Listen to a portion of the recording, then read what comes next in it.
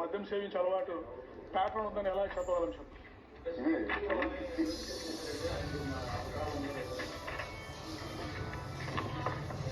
చేశారండి అందరూ వారి వైఫ్ని వారిని దాని గురించి ఎగ్జామినేషన్ చేయడం జరిగింది. అవి ఎందుకు పర్సనల్ విషయాలు మనం ఎందుకు డిస్క్లోజ్ చేయాలి? That is maintain the dignity. So దర్యాప్తు మీద వారు ఇంతవరకు ఎటువంటి అనుమానాలు వ్యక్తం చేయలేదండి. మొన్న కూడా మీకు అందరికీ తెలిసి వచ్చారు వారు. పోలీసు మీద భరోసా ఉంది వారికి.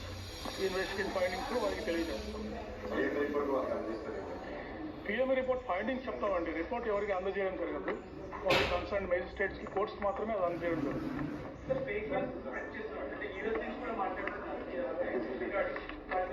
అందుకే ఇవన్నీ ఎన్ని కేసులు 11 కేసులు రిజిస్టర్ చేయడం జరిగిందండి. ఒకరిని అరెస్ట్ కూడా చేశాము. 2 మందికి నోటీసులు కూడా ఇచ్చాము. ఎవరైతే అబ్రాడ్ నుంచి మాట్లాడుతున్నారో అది కూడా ఎవరు మాట్లాడుతున్నారని వారిని ఐడెంటిఫై చేయడానికి ట్రై చేస్తున్నాము. లీగల్ మెజర్స్ ఏదైనా ఉంటే అది కూడా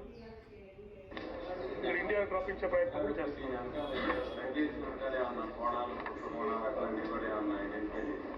అంటే చాలా రోజులు సీరియస్ గా సోషల్ మీడియా ఛానల్స్ లో కూడా అందరూ వచ్చి మాట్లాడారు. దీని వెనకాల ఏమన్నా అది కూడా చూస్తామండి, ఇన్వెస్టిగేట్ చేస్తాం. కొంతమంది ఇంకా ఆందోళన ర్యాలీ చేస్తారు. ఏం చెప్పదలుచుకున్నా 2 రీపోస్ట్ మార్టం విషయంలో కూడా చేయాలని కొంతమంది నుంచి వాదన. దాంట్లో మీరు ఎక్కిపోతారా చేయిస్తారు?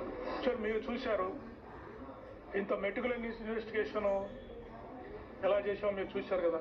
చిన్న విషయాన్ని కూడా వదలకుండా ఇంత టెక్నాలజీని వాడి ప్రతి చోట మనము ప్రతి నిజాన్ని ట్రాన్స్పరెంట్గా మనము చేయడం జరిగింది.